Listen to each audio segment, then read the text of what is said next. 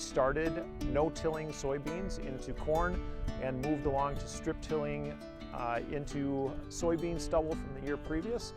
And then we've added cover cropping to our practice about 10 years ago. And we started interseeding a cover crop mix into corn when we apply a nitrogen fertilizer.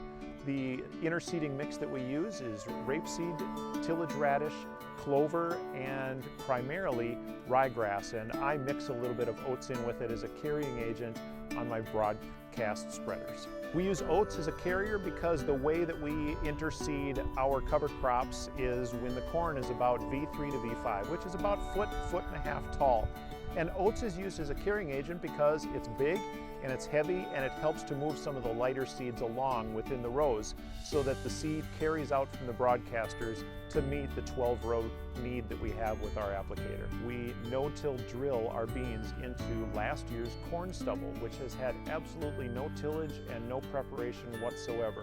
We plant at an angle which knocks down all of the corn debris from last year, and we plant our soybeans in 7.5-inch rows. And as the soybean gets put into the ground about 3 inches deep, eventually it emerges, and we give it one chemical application to knock back the weeds, and usually we can just leave it for the remainder of the season.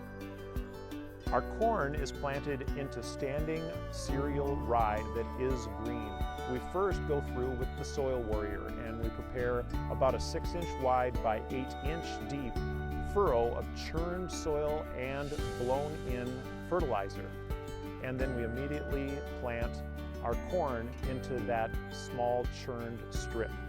Once the corn emerges, we go through and terminate the rye almost immediately when the corn emerges, and then we come back and we add 100 pounds of nitrogen when the corn hits V3 to V5, and that's when we also interseed our cover crop into the standard standing corn.